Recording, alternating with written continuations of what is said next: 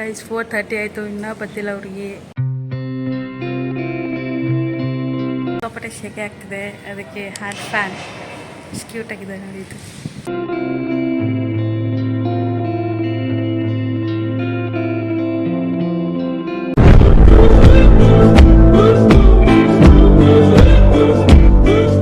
Hi guys, welcome back to my channel. So ನಾನಿಲ್ಲಿ ಏನು ಮಾಡ್ತಿದ್ದೀನಿ ಅಂತ ನೋಡ್ತಾ ಇದ್ದೀರಾ. ನನ್ನ ಬ್ರೈಡ್ಗೆ ಯಾವ ಶೇಡ್ ಲಿಪ್ಸ್ಟಿಕ್ ಹಾಕಬೇಕು, ಅವ್ರ ಸ್ಯಾರಿ ಮತ್ತು ಅವ್ರ ಸ್ಕಿನ್ ಟೋನ್ಗೆ ಮ್ಯಾಚ್ ಆಗೋ ಥರ ಅಂತ ನಾನು ನನ್ನ ಹ್ಯಾಂಡ್ ಮೇಲೆ ಹಾಕ್ಕೊಂಡು ನೋಡ್ತಾ ಇದ್ದೀನಿ. ಸೊ ನನಗೆ ಇದರಿಂದ ತುಂಬ ಹೆಲ್ಪ್ ಆಗುತ್ತೆ. ನಾಳೆ ಅವ್ರಿಗೆ ಹರಿಬರಿಯಲ್ಲಿ ಇರ್ತಾರೆ, ಅವ್ರನ್ನ ಕೇಳಿ ಹಾಕೋದಕ್ಕೆ ಟೈಮ್ ಇರೋದಿಲ್ಲ ಅಂದರೆ ನಾವು ಚೂಸ್ ಮಾಡಿರೋ ಕಲರ್ ನಾವು ಹಾಕ್ಕೊಳ್ಬೋದು. ಸೊ ಹಾಗಾಗಿ ಇದು ಆ ಕಲರ್ಸ್ ಆ್ಯಂಡ್ ಇದು ನನ್ನ ಪ್ಯಾಲೆಟ್ಸ್, ಲೈಕ್ ನನ್ನ ಐ ಶಾಡೋ ಪ್ಯಾಲೆಟ್ಸ್ ಇದೆಲ್ಲ. ಆ್ಯಂಡ್ ನಾಳೆ ಬ್ರೈಡ್ ಇರೋ ಕಾರಣ ನಾನು ಇವತ್ತೇ ಎಲ್ಲ ಲೈಕ್ ಒನ್ ಡೇ ನೈಟ್ ಬಿಫೋರೇ ಎಲ್ಲ ಪ್ಯಾಕ್ ಮಾಡ್ಕೊತಾ ಇದ್ದೀನಿ. ಸೊ ನಾವು ಬಸ್ಸಲ್ಲಿ ಹೋಗ್ತಾ ಇರೋದ್ರಿಂದ ನಾನು ಸುಟ್ಕೇಸ್ ತೊಗೊಳೋಕ್ಕಾಗೋದಿಲ್ಲ. ಹಾಗಾಗಿ ನಾನು ನನ್ನ ಒಂದು ಕಾಲೇಜ್ ಬ್ಯಾಗ್ ಟೈಪಲ್ಲಿ ಏನಿದೆ ಆ ಬ್ಯಾಗಲ್ಲಿ ಎಲ್ಲ ಏನೇನು ಬೇಕು ಅದೆಲ್ಲ ಐಟಮ್ಸ್ ಎಲ್ಲ ಇಟ್ಕೊಂಡು ಎಲ್ಲ ನೀಟಾಗಿ ಪ್ಯಾಕ್ ಮಾಡ್ಕೊಳ್ತಾ ಇದ್ದೀನಿ. ಸೊ ನಾವೊಂದು ಮಿನಿ ಮೇಕಪ್ ಸ್ಟುಡಿಯೋನೇ ನಾವು ಕ್ಲೈಂಟ್ ಲೊಕೇಶನ್ಗೆ ತೊಗೊಂಡು ಹೋಗ್ತಾ ಇದ್ದೀವಿ.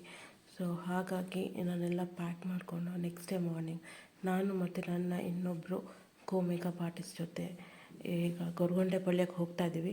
ಸೊ ಅಲ್ಲಿಂದ ನಾವು ಡೈರೆಕ್ಟ್ ಹಿರಿಯೂರಿಗೆ ಬಸ್ ಹತ್ತಿದ್ವಿ. ಇಲ್ಲಿ ಸ್ವಲ್ಪ ನನಗೆ ಭಯ ಆಯಿತು, ಇಲ್ಲಿ ನಮಗೆ ಲೇಟ್ ಆಗ್ಬೋದು ಅಂತ. ಯಾಕಂದರೆ ಟ್ರಾಫಿಕ್ ನೋಡಿ ತುಂಬ ಆಬ್ವಿಯಸ್ಲಿ ಭಯ ಆಗೇ ಆಗುತ್ತೆ. ಆಮೇಲೆ ಸ್ವಲ್ಪ ಹೋಗ್ತಾ ಹೋಗ್ತಾ ಓಕೆ ಫೈನ್, ನಾನು ಅಂದ್ಕೊಂಡಿರೋ ಟೈಮ್ಗೆ ರೀಚ್ ಆಗ್ತೀವಿ ಅಂತ ಗೊತ್ತಾಯಿತು. Bangalore to Hiriyur 3 hours journey ಇರೋದ್ರಿಂದ ಸ್ವಲ್ಪ ಸ್ಟ್ರೈನ್ ಆಗಿತ್ತು.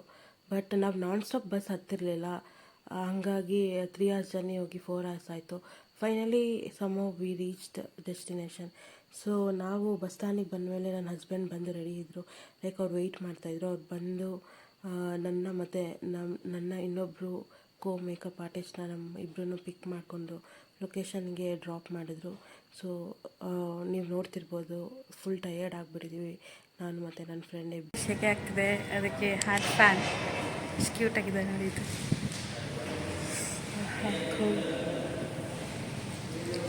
ಟೈಮ್ ಎಷ್ಟಾಯಿತು? 3:45 ಆಯಿತು, ಇನ್ನೂ ಬ್ರೈಡ್ ಬಂದೇ ಇಲ್ಲ. ಬ್ರೈಡ್ ಹಂಗಿರಲಿ, ಇಲ್ಲಿ ಡೆಕೋರೇಷನ್ ನೋಡಿ ಇನ್ನೂ ಶೂನೇ ಮಾಡಿಲ್ಲ ನೋಡಿ, ಇನ್ನೂ ಮಾಡ್ತಾ ಇದ್ದಾರೆ ನೋಡಿ ಗಾಯ್ಸ್. ಡೆಕೋರೇಷನ್ ಏನೋ ಇವಾಗ ಶುರು ಮಾಡಿದ್ದಾರೆ, 4 ಗಂಟೆ ಆಯಿತು. ಕಂಟ್ರೋಲ್ ಗೈಸ್, ಟೈಮು 4:30 ಆಯಿತು, ಬ್ರೈಡ್ ಇನ್ನೂ ಬಂದಿಲ್ಲ, ಹುಡುಗನೂ ಬಂದಿಲ್ಲ, ಹುಡುಗಿನೂ ಬಂದಿಲ್ಲ. ಇನ್ನೂ ಡೆಕೋರೇಷನ್ ಆಗ್ತಾಯಿದೆ, ಅಲ್ಲಿ ನೋಡಿ ಇನ್ನೂ ಡೆಕೋರೇಷನ್ ಆಗ್ತಿದೆ.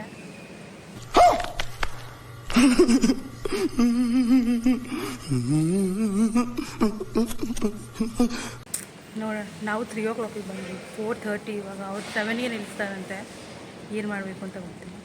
ಇನ್ನೂ ಇಲ್ಲಿ ಲೈಟ್ಸ್ ಇನ್ನೂ ಆನ್ ಆಗಿಲ್ಲ. ಸೊ ಫೈನಲಿ ನಮ್ಮ ಬ್ರೈಡ್ 5:15 ಹಾಗೆ ಬಂದರು. ಅವ್ರು ಬಂದು ಎಲ್ಲ ಸೆಟಲ್ ಆಗಿ ಅವ್ರು ನಮಗೆ ಸಿಗೋಷ್ಟೊತ್ತಿಗೆ 5:45 ಅರೌಂಡ್ ಆಗಿತ್ತು. ಸೊ ಅವ್ರ ಹೇರ್ ಸ್ಟೈಲು, ಸ್ಯಾರಿ ಡ್ರೈಪಿಂಗ್, ಮೇಕಪ್ ಎಲ್ಲ ಫೈನಲಿ ಮುಗ್ದಿದೆ. ಇದು ಅವರ ಹೇರ್ ಸ್ಟೈಲ್, ಲೈಕ್ ಕರ್ಲ್ಸ್ ಹೇಳಿದರು. ಹೇಗೆ ಕಾಣ್ತಿದ್ದಾರೆ ನಿಮ್ಮ ಫ್ರೆಂಡ್?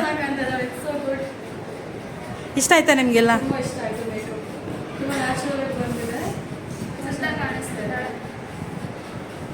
ಇಷ್ಟ ಆಯ್ತಾ ನಿಮಗೆಲ್ಲ?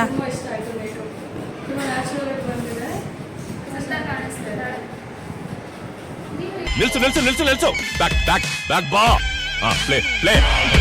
ಸೊ ನೀವು ಅವ್ರ ಫ್ರೆಂಡ್ಸ್ ರಿಯಾಕ್ಷನಲ್ಲೇ ನೀವು ತಿಳ್ಕೊಬೋದು ಮೇಕಪ್ ಹೇಗಿದೆ, ಅವ್ರಿಗೆಲ್ಲ ಹೇಗೆ ಇಷ್ಟ ಆಯಿತು ಮೇಕಪ್ ನಾನು ಮಾಡಿರೋದು ಅಂತ.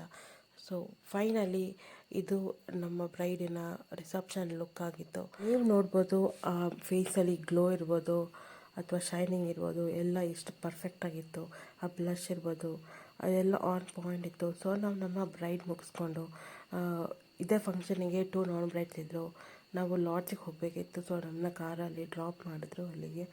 ಇವರು ನಮ್ಮ ನಾನ್ ಬ್ರೈಡ್, ಇವರು ಮತ್ತು ಇವರ ಸಿಸ್ಟರ್ ನಮ್ಮ ನಾನ್ ಬ್ರೈಡ್ ಆಗಿದ್ದರು.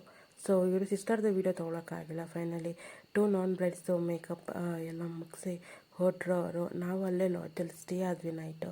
ಸೊ ನೆಕ್ಸ್ಟ್ ಡೇ ಮಾರ್ನಿಂಗ್ ಬೆಳಗ್ಗೆ ಬೇಗ ಎದ್ದು ನಾನ್ ಬ್ರೈಡ್ಸ್ಗೆ ಸ್ಟಾರ್ಟ್ ಮಾಡಿದ್ವಿ. ಇವರು ನಮ್ಮ ಫಸ್ಟ್ ನಾನ್ ಬ್ರೈಡ್ ಆಗಿದ್ರು. ಅವ್ರ ಸಿಸ್ಟರ್ ಅಂತ ಹೇಳಿದ್ನಲ್ಲ, ಅದು ಇವರೇ.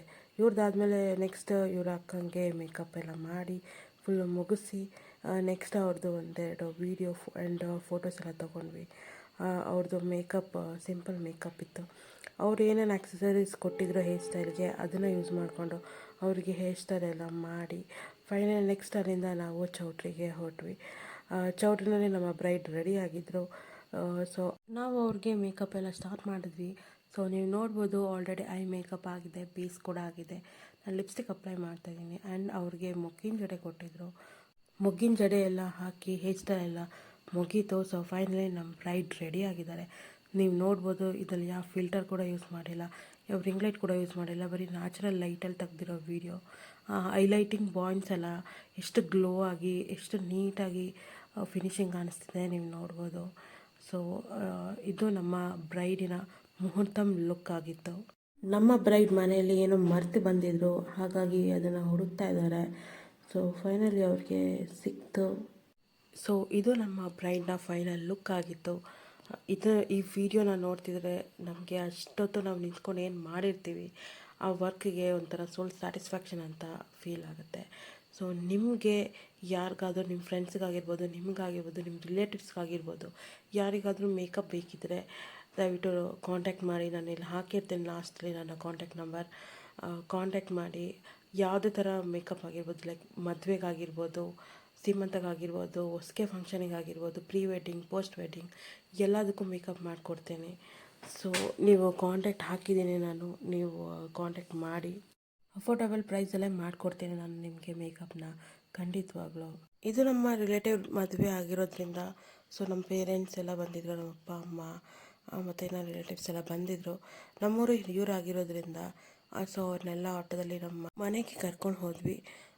ಸೊ ನೀವು ನೋಡ್ಬೋದು ನಮ್ಮಮ್ಮ, ಇವರು ನಮ್ಮ ಚಿಕ್ಕಮ್ಮ ಆ್ಯಂಡ್ ನನ್ನ ಹಸ್ಬೆಂಡು, ನಮ್ಮ ಅತ್ತೆ, ನಮ್ಮ ಅಪ್ಪ, ನಮ್ಮ ಮಾಮ, ದೊಡ್ಡಮ್ಮ, ನಮ್ಮ ಚಿಕ್ಕಪ್ಪ, ನಮ್ಮ ಅಜ್ಜಿ, ಇವ್ರು ನಮ್ಮ ಇನ್ನೊಂದು ಮಾಮ. ಸೊ ಇವರೆಲ್ಲರೂ ಬಂದಿದ್ದರು ಊರಿಗೆ. ನಾನು ನನ್ನ ಹಸ್ಬೆಂಡು ಗಾಡಿನಲ್ಲಿ ಹೋದ್ವಿ ನಾವು. ಸೊ ನಮ್ಮ ಅತ್ತೆ ನಾನ್ ವೆಜ್ ಮಾಡಿದರು, ಲೈಕ್ ಬಿಸಿ ರಾಗಿ ಮುದ್ದೆ ಆ್ಯಂಡ್ ನಾಟಿ ಕೋಳಿ ಸಾಂಬಾರು ಫುಲ್ ಹಳ್ಳಿ ಸ್ಟೈಲಲ್ಲಿ ಮಾಡಿದರು. ಅದಂತೂ ತುಂಬ ಚೆನ್ನಾಗಿತ್ತು. ಅಲ್ಲಿ ಊಟ ಮಾಡಿಕೊಂಡು ಸ್ವಲ್ಪ ಹೊತ್ತಲ್ಲಿ ಎಲ್ಲ ಮಾತಾಡಿಕೊಂಡು ಟೈಮ್ ಸ್ಪೆಂಡ್ ಮಾಡಿ ಅದ ನಂತರ ಇವರೆಲ್ಲರೂ ರಿಟರ್ನ್ ಬ್ಯಾಂಗ್ಳೂರಿಗೆ ಹೋದರು ಆ್ಯಂಡ್ ನಾನು ಮತ್ತು ನನ್ನ ಹಸ್ಬೆಂಡು ರಿಟರ್ನ್ ಕಡೂರಿಗೆ ಹೋದ್ವಿ. ಸೊ ನೀವು ಇಲ್ಲಿ ನೋಡ್ಬೋದು ಫುಲ್ ಅಡಿಕೆ ಗಿಡ ಎಲ್ಲ ಹಾಕಿದ್ದಾರೆ. ಇದು ನಮ್ಮ ಊರಿಗೆ ಹೋಗೋ ರೂಟಲ್ಲಿ ಇರೋದು. ಆ್ಯಂಡ್ ಇದು ನಾವು ರಿಟರ್ನ್ ಬರ್ತಿರುವಾಗ ಸನ್ಸೆಟ್ ಒಂದು ಬ್ಯೂಟಿಫುಲ್ ವ್ಯೂವನ್ನು ಕ್ಯಾಪ್ಚರ್ ಮಾಡಿದೆ, ಅದನ್ನು ಹಾಗೆ ಜಾಯಿನ್ ಮಾಡಿದ್ದೀನಿ. ತುಂಬ ಬ್ಯೂಟಿಫುಲ್ ಆಗಿದೆ. ಫೈನಲಿ ನಾವು ಕಡೂರಿಗೆ ರೀಚ್ ಆಗಿ ರೆಸ್ಟ್ ಮಾಡಿದ್ವಿ. ನೀವಿಲ್ಲಿ ನೋಡ್ತಿರ್ಬೋದು ಹೆಸರು ಬೇಳೆ ಹಾಗೂ ಬೆಲ್ಲದ ಪಾನಕ, ಬೆಲ್ಲದ ಹಣ್ಣಿಂದ ಮಾಡಿರೋದು. ಕೆಲವರು ಬೆಲ್ಲದಣ್ಣು ಅಂತಾರೆ, ಕೆಲವರು ಬ್ಯಾಲ್ದಣ್ಣು ಅಂತಾರೆ. ನೀವೆಲ್ಲ ಏನು ಹೇಳ್ತೀರಾ ಅದನ್ನು ಕಮೆಂಟ್ ಬಾಕ್ಸಲ್ಲಿ ತಿಳಿಸಿ. ಸೊ ರಾಮನ ಪ್ರತಿಷ್ಠಾಪನೆ ಇರೋದ್ರಿಂದ ನಮ್ಮಮ್ಮ ಬೆಳಗ್ಗೆನೇ ಎದ್ದು ಎಲ್ಲ ಪೂಜೆ ಮಾಡಿ ನೈವೇದ್ಯ ಮಾಡಿದರು. ಸೊ ನೆಕ್ಸ್ಟ್ ನಾನು ನನ್ನ ಹಸ್ಬೆಂಡು ಟೆಂಪಲ್ಗೆ ಹೋಗಿದ್ವಿ, ಹನುಮಾನ್ ಟೆಂಪಲ್ಗೆ. ಸೊ ಅಲ್ಲಿ ಪ್ರಸಾದ ಕೊಟ್ಟರು, ಲೈಕ್ ಬಿಸಿಬೇಳೆ ಭಾತ್. ನೀವು ನೋಡ್ತಿರ್ಬೋದು ಸ್ಕೂಲ್ ಹುಡುಗರು, ವರ್ಕರ್ಸು ಎಲ್ಲರೂ ಬಂದಿದ್ದರು ದೇವಸ್ಥಾನಕ್ಕೆ.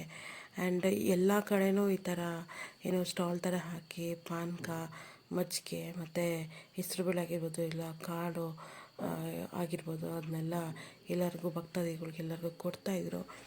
ಸೊ ಕಡೂರನ್ನ ಈ ಥರ ಲೈಕ್ ಫ್ಲ್ಯಾಗಲ್ಲೆಲ್ಲ ಹಾಕಿ ರೆಡಿ ಮಾಡಿದರು. ನೀವು ನೋಡ್ಬೋದು ಅಲ್ಲಲ್ಲಿ ಎಲ್ಲ ಕಡೆನೂ ಲೈಕ್ 1/2 ಕಿಲೋಮೀಟರ್ಗೆ ಈ ಥರ ಒಂದೊಂದು ಸ್ಟಾಲ್ ಥರ ಹಾಕಿ ಎಲ್ಲರಿಗೂ ಮಜ್ಜಿಗೆ ಪಾನಕ ಎಲ್ಲ ಕೊಡ್ತಾಯಿದ್ರು. ನೀವು ಇಲ್ಲಿ ನೋಡ್ಬೋದು ಆಟೋ ಮೇಲೆಲ್ಲ ಫುಲ್ಲು ರಾಮನ ಭಕ್ತರು ಎಲ್ಲ ಫ್ಲ್ಯಾಗೆಲ್ಲ ಹಾಕಿದರು. ಆ್ಯಂಡ್ ಸಂಜೆ 5 ದೀಪ ಉತ್ತರ ದಿಕ್ಕಿಗೆ ಹಚ್ಚಬೇಕಾಗಿರೋ ಕಾರಣ ನಾನು ಕೂಡ ಹಚ್ಚಿದ್ದೆ. ಸ್ವಲ್ಪ ಚೆನ್ನಾಗಿ ಕಾಣಲಿ ಅಂತ ಫ್ಲವರ್ಸ್ ಎಲ್ಲ ಇಟ್ಟಿದ್ದೀನಿ. ಸೊ ಇಲ್ಲಿಗೆ ನನ್ನ ವ್ಲಾಗ್ ಮುಗೀತು. Thank you so much for watching.